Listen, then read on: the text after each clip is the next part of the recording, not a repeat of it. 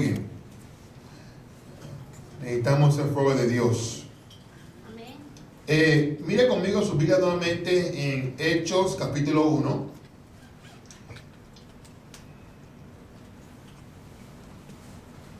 Hechos capítulo 1. Anoche empezamos, ¿verdad?, a analizar este pasaje bíblico. Y creo que algunos puntos, ¿verdad?, quedaron en nuestros corazones. Yo sé que fue así porque el Espíritu Santo nos daba esa convicción y también quedó dentro de mi corazón. Y uno de los puntos que hablamos anoche era que cuando Jesús aquí estaba hablando en el versículo 4, ¿verdad? Era en el momento que Él ya estaba en el cuerpo glorificado, ¿verdad? Él ya estaba en esos 40 días que Él estuvo aquí en la tierra, ¿verdad? Después de haberse levantado de los muertos. Vamos a decir amén. Amén. Y estando en ese momento, Él les dio a ellos unas instrucciones, ¿verdad? En el versículo 4, ¿verdad? Le mandó que no se fueran de Jerusalén, sino que esperaran la promesa. Y muy importante ver esto, amados hermanos, que Jesucristo, después que pasó con sus discípulos esos años de un discipulado tan cercano, se queda 40 días más después de haberse levantado de los muertos, y lo que le comienza a hablar a ellos es que les mandó a que estuviesen juntos y que permanecieran en el sitio donde ellos estaban para poder recibir la promesa. El Señor quizás no quería que sus fieles discípulos que estaban con Él en esa trayectoria, como que dice el refrán, ¿verdad?, tanto nadar para morir en la orilla. No quería que ellos como última hora perdiesen la promesa. Así que Él les reiteró, les animó que no se fueran de Jerusalén, sino que esperaran la promesa, la cual ellos ya habían escuchado. Y era sobre la promesa del Espíritu Santo, la promesa del bautismo del Espíritu Santo, porque luego en el versículo 5 Él comienza a decir, ¿verdad?, que ciertamente Juan bautizó, ¿verdad?, el bautismo en agua, pero ustedes serán bautizados, ¿verdad?, dentro de no muchos días con el poder del Espíritu Santo. Amados hermanos, creo que Jesús quería que la iglesia lo tuviera claro, que para continuar esta batalla, para seguir en este camino, necesitamos el poder del Espíritu Santo con nosotros. Amén. Necesitamos la ayuda. Dice la Biblia que Jesús dijo en una ocasión: os conviene que yo me vaya, porque si yo no me voy, el Consolador no va a venir. Como si Jesús, haciendo milagros, haciendo cosas maravillosas con sus discípulos y a este pueblo, a este mundo, le digo a ellos que les convenía que Él se fuera. Porque si Él no se fuera, no iban a tener la otra experiencia mayor. El asunto es que Jesús estaba con ellos, pero Jesús como hombre estaba limitado, no podía estar con ellos en todas partes. Pero el Espíritu Santo iba a estar con ellos, a través de ellos, y donde quieran que ellos fuesen, ahí va a estar con ellos el poder del Espíritu Santo. Por eso Jesús dijo que os conviene que yo me vaya, para que el Consolador, la promesa del Padre, esté con vosotros. Aún más, tanto es que hoy en día aún está aquí con nosotros el Espíritu Santo. Amén. Amén. Nosotros tenemos la experiencia con Él. ¿verdad? Y es el Espíritu Santo que nos anima, es el Espíritu Santo que nos fortalece, es el Espíritu Santo que nos da la vida, que nos da la ayuda, que nos da el poder. Ahora, en el versículo 7, también hablamos que Jesús dijo a sus discípulos: no os toca a vosotros saber los tiempos o las sazones que el Padre puso en su sola potestad. Y dijimos, cuando hablamos de tiempo, hablamos del cronos, ¿verdad? El cronos es el tiempo que nos rige a nosotros, que tenemos que hacer, ¿verdad? Y a qué hora tenemos que hacerlo. Y cuando hablamos de sazones, estamos hablando de kairos, estamos hablando sobre el tiempo, el momento específico de Dios. Cuando ocurre el momento específico de Dios, no hay que buscar las cosas. Las cosas llegan. Cuando llega el cairo de Dios a la vida de una persona, ya no hay que estar empujándoles ni animándoles para que haga o para que haga esto. No, la persona lo va a hacer porque el tiempo de Dios llegó para su vida. Gloria a Dios. Pero para que el tiempo de Dios llegue a nuestra vida, tenemos que dedicar el tiempo cronos a Dios también. Pues pasamos todo el tiempo cronos en todas las otras cosas y no involucramos a Dios, alejamos el kairos de nosotros. Amén. Ahora, en el versículo 12, ya después de esa experiencia que Jesús le habló, ¿verdad? Y le dio en el versículo 11 que aquel Jesús que están mirando ahora, lo van a ver ir al cielo. Dice el versículo 12, entonces volvieron, ¿a dónde? A Jerusalén, desde el monte que se llama del Olivar, el cual está cerca de Jerusalén, camino de un día de reposo. Y es interesante esta expresión que Jesús dice aquí, camino de un día de reposo. Y quiero que usted tome nota de esto porque le va a ayudar después. ¿Qué es el camino de un día de reposo? En la Biblia hay ciertas cosas que usted no va a entender por encima, va a tener que ir un poco más a fondo en estudio. Por ejemplo, la Biblia habla sobre la distancia de un tiro de piedra. Eso es, digamos, hasta donde la tirada tuya llega. Esa es la distancia. ¿Ok? Pero en este caso, camino de un día de reposo denota la mayor distancia que un judío podía caminar en el día de reposo. Porque en el día de reposo no se puede hacer nada. Y nada es nada. Pero cuando se habla de camino de un día de reposo, se habla sobre la distancia que un judío podía caminar en el sábado. No hay instrucción alguna sobre esto en la ley, sino que cuando algunos del pueblo salieron en sábado a recoger maná, Moisés les reprendió. Esto ocurrió, ¿verdad? En Éxodo capítulo 16, versículo 29, que dice así: mirad que Jehová os dio el día de reposo, y por eso en el sexto día os da pan para 2 días. Pues cada uno en su lugar. Pues cada uno en su lugar, o sea que no salga. Y nadie salga de él en el séptimo día. O sea que usted no puede salir de su casa. Quédese allí. Pero en la época del Nuevo Testamento se aceptaba que una persona podía caminar en el día de reposo una distancia de 2000 codos. 2000 codos se habla alrededor de 900 metros. 900 metros.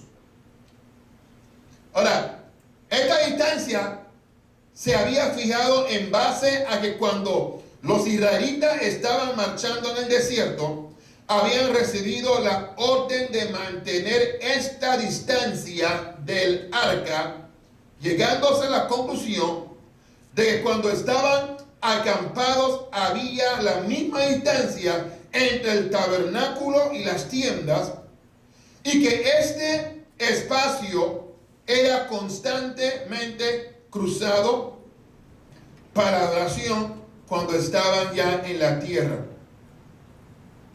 ¿Verdad? Ellos salían y contaban desde la puerta de la ciudad, ¿verdad?, donde salía el viajero, y trataban de mantenerse en esa cantidad de distancia. Dice la Biblia también, como leímos ahora en Hechos 1:12, a eso se refiere cuando se habla sobre camino de un día de reposo, o sea, la distancia máxima que un judío podía caminar en un día de reposo, 2000 codos, 900 metros. Ahora, es posible que cuando Jesús se refería a esta costumbre, cuando él cita en Mateo 24:20, dice Mateo 24:20, orad pues que vuestra huida no sea en invierno ni en el día de reposo. Porque si tienes que huir y nada puedes tirarte 900 metros, te quedaste, ¿verdad? Así que esos son de esos detalles que encontramos en la palabra que nos toca, ¿verdad?, indagar un poquito para poder entender de qué Jesús está hablando, ¿verdad? Por eso uno puede leer un versículo bíblico y de ahí sacar una conclusión o sacar una doctrina o sacar un mandamiento o algo así, porque hay que saber, ¿verdad?, qué está hablando. Ahora, y entrados, versículo 13, entrados subieron al aposento alto donde moraba Pedro y Jacobo, Juan, Andrés, Felipe y Tomás, Bartolomé, Mateo, Jacobo, hijo de Alfeo, Simón el celote y Judas, hermano de Jacobo. Todos estos perseveraban unánimes en oración y ruego con las mujeres y con María, la madre de Jesús, y con sus hermanos. Vemos que ellos tomaron en serio lo que Jesús les había dicho, que no se fueran de allí, sino que buscaran la promesa del Espíritu Santo. ¿Y cómo la buscaban? No solamente reunidos, sino reunidos en oración, reunidos en ruegos. Y verdad, como hay una porción del libro en la cual yo hablo sobre la oración, y creo que cuando hablo sobre el ruego, si bien me recuerdo, hablamos que el ruego es cuando ya uno constantemente, ¿verdad?, digamos, se enfatiza en pedirle a Dios por algo. Un ruego que debe estar siempre en nuestras bocas es pidiendo al Señor: salva las almas. Señor, liberta al cautivo. Y por esa razón nosotros hemos bloqueado esta semana en nuestro calendario, gloria sea al Señor, ministerial y personal, para sacar tiempo para rogarle al Señor y pedirle al Señor que Él tenga compasión, que Él tenga misericordia y que Él pueda tocar las almas, que Él pueda libertar a los cautivos, que Él pueda libertar a los oprimidos. Alabado sea el Señor, porque estamos creyendo, estamos seguros, gloria sea el Señor, que si oramos al Señor, si pedimos al Señor que Él salve las almas, Él lo va a hacer. ¿Sabe por qué? Esa es una oración de acuerdo a la voluntad de Dios. ¿Y cómo sabemos que una oración va de acuerdo a la voluntad de Dios? Cuando está de acuerdo a su palabra. Y si nosotros comenzamos orar a través de la palabra de Dios, no vamos a perder tiempo orando por otras cosas y esperando una respuesta que quizás no van a llegar porque no son cosas de acuerdo a la voluntad del Señor. Y eso es orar en el Espíritu, eso es orar con sabiduría, eso es orar con verdad cuando nosotros oramos de acuerdo a la voluntad del Señor, de acuerdo a su palabra. Y ellos subieron al aposento alto y comenzaron a orar unánimes y perseveraban en la oración, en ruego. Es tiempo de cada cual de nosotros subamos a nuestro aposento. ¿Cuál es nuestro aposento? Es nuestra sinceridad delante de Dios en nuestra oración. Es el aposento que cada cual tenemos que subir y orarle al Señor con sinceridad. Orarle al Señor porque de todo modo Dios sabe nuestros corazones. De todo modo Dios sabe lo más profundo de nosotros. Y si yo le oro a Dios con sinceridad, aún a veces hay cosas que nosotros no queremos ni mencionarlo al Señor porque nos da pena. Usted ha pasado por esa experiencia. Hay cosas que uno como si no quiere como decirlo en oración y lo dice tan bajito. De todo modo Dios lo va a escuchar. Amén. Pero, o sea, el punto es que sí que a veces hay cosas, en verdad, hay cosas que uno como si le da cosa, ¿verdad? Y ante Dios, delante de eso, porque uno piensa que es una necedad. Uno piensa que es necedad. Uno piensa, Señor, ¿será que tú me vas a escuchar otra vez? ¿Será que tú me vas a escuchar otra vez porque lo cometí otra vez y lo otro? Y Dios quiere que lo hagamos con sinceridad. Por esa razón, dice la Biblia que David era un hombre conforme al corazón de Dios. No porque David era perfecto, era porque David no le ocultaba a Dios la cosa en oración. Se le decía tal como es, porque él sabía que Dios conocía lo más profundo de su corazón. Así es, amados míos. Y ese es el aposento que nosotros tenemos que subir. Gloria sea al Señor. Dice el versículo 15 que en aquellos días Pedro se levantó en medio de los hermanos y los reunió.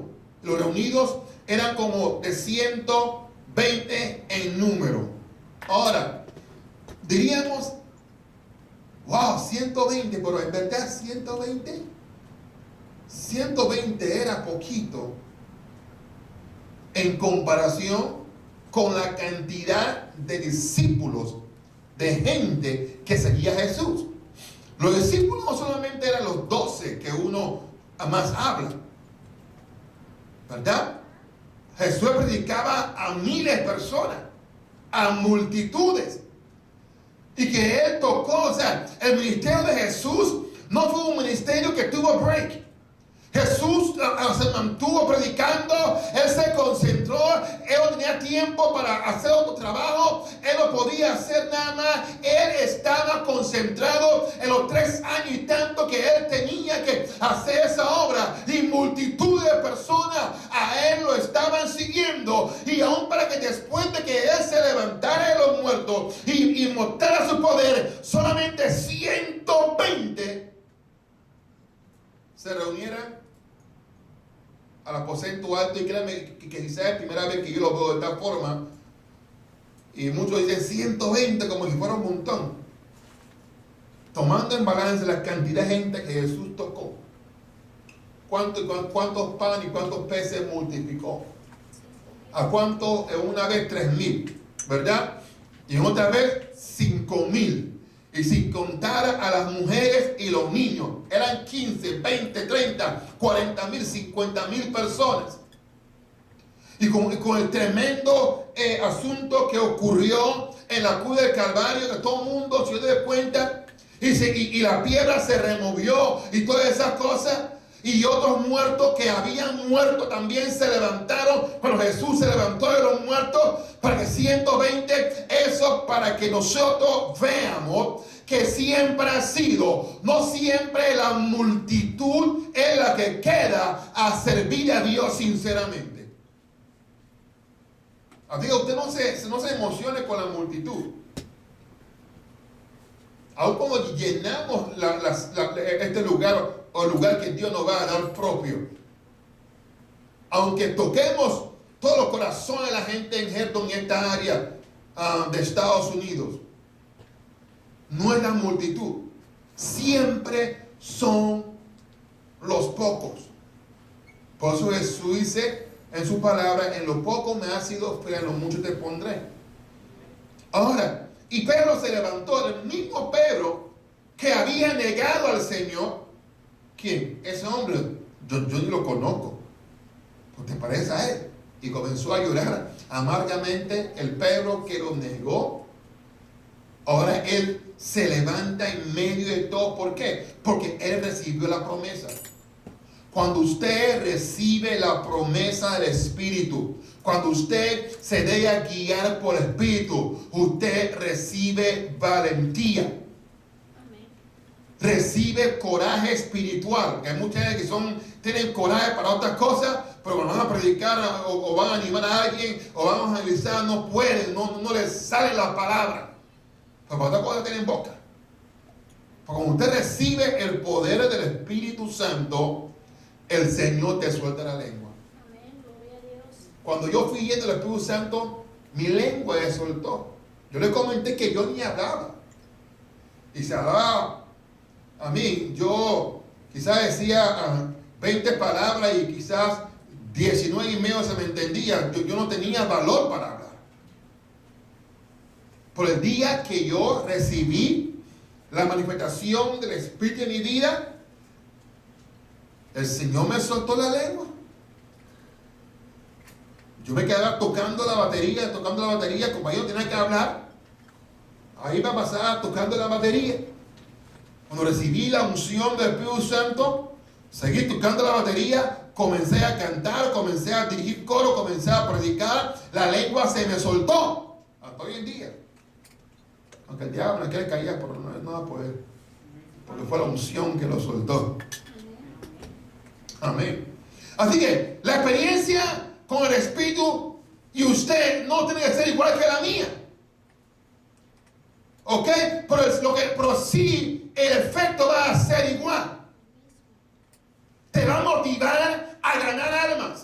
Porque nadie que diga que es lleno del Espíritu Santo y no tiene la motivación de ganar alma, entonces no está lleno del Espíritu Santo que yo conozco. Porque la primera labor del Espíritu Santo es que convencer de pecado, redarguir, instruir al hombre de Dios, a la mujer de Dios, para que sea capaz para ejecutar la buena obra. Por eso nosotros necesitamos en esta ciudad, necesitamos en este lugar, en este pueblo, que todos seamos llenos del Espíritu Santo y comencemos a hablar la palabra de Dios con poder.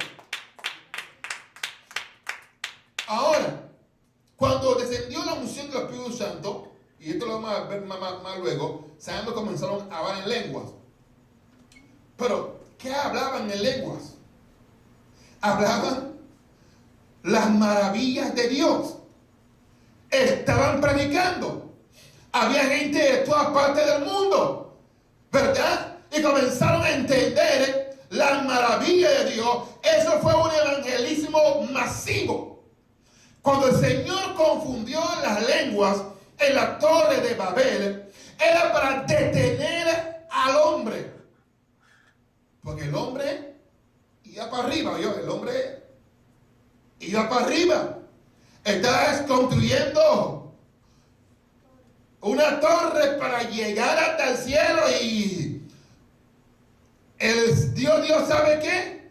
Déjame confundir las lenguas de esta gente para que no hagan lo que se han determinado a hacer. Si Dios sabe lo que Él creó, Dios sabe que Él creó gente de valor, Él creó gente que tiene poder, gente que tiene ganas, gente que tiene autoridad. Y ya Dios, déjame detener a esta gente y déjame confundir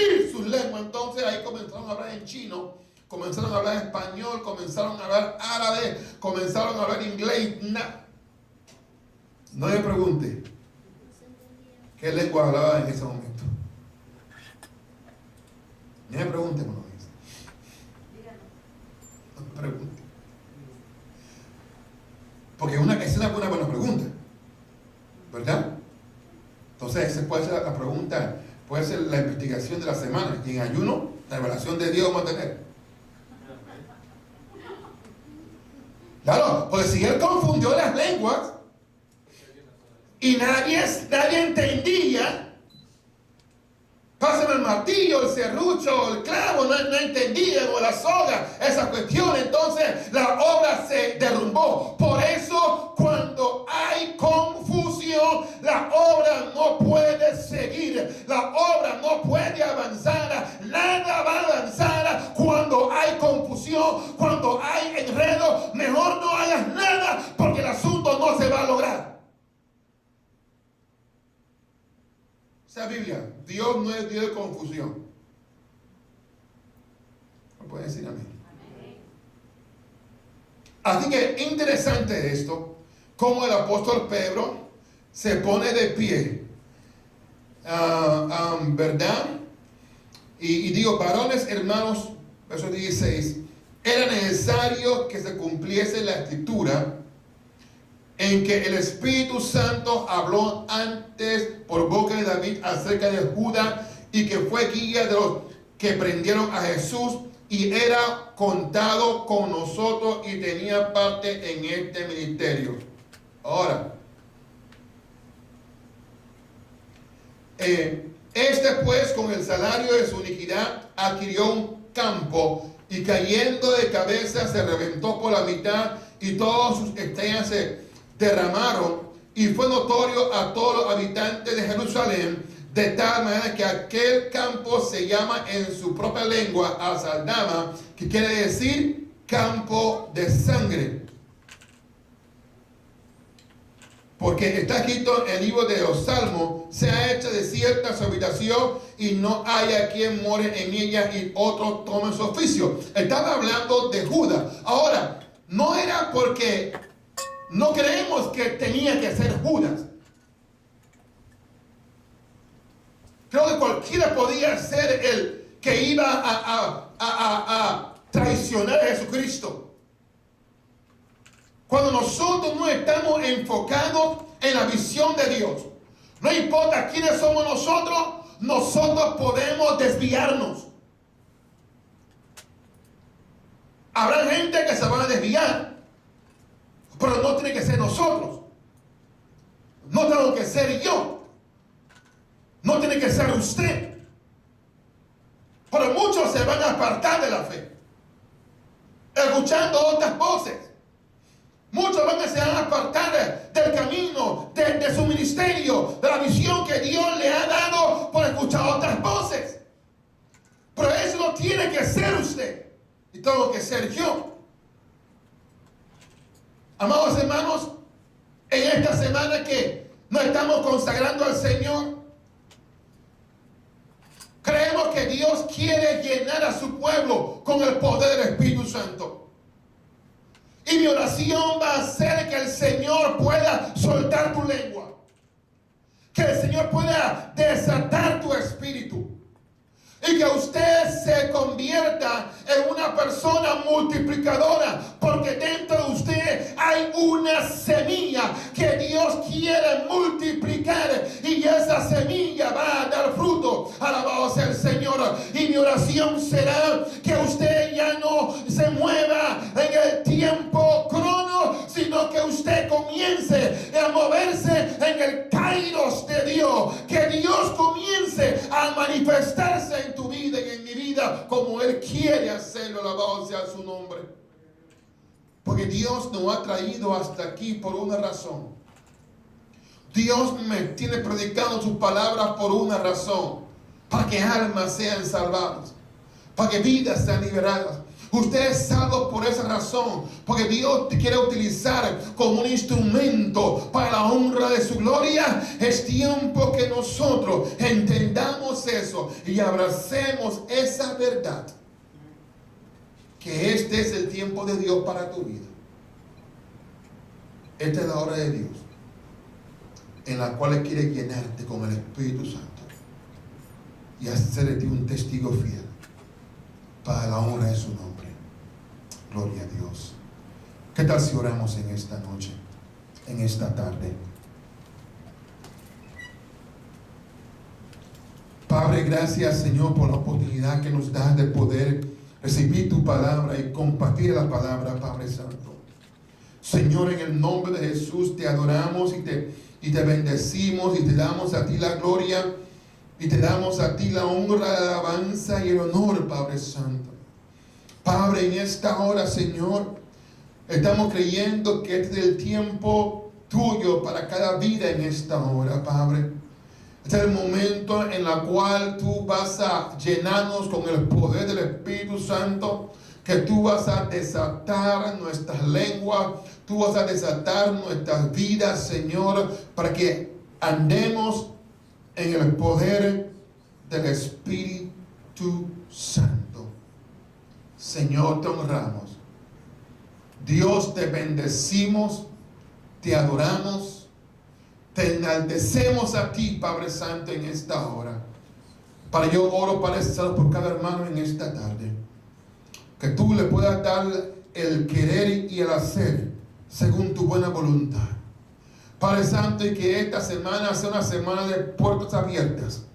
Una semana de victoria, Padre, que prevalezca tu tiempo, que prevalezca tu voluntad, que prevalezca, Padre Santo, esa gran comisión en nosotros de predicar tu palabra por encima de todo, Señor, hacer tu voluntad, Padre, y echarle mano a la vida eterna. Te honramos en esta hora, lo creemos, Señor, en esta tarde, en el nombre de Jesús. Gracias, Padre, en esta hora. Amén y amén. Y que Dios le bendiga en esta tarde. Saluda a su hermano, a su vecino, y estamos despedidos. Amén.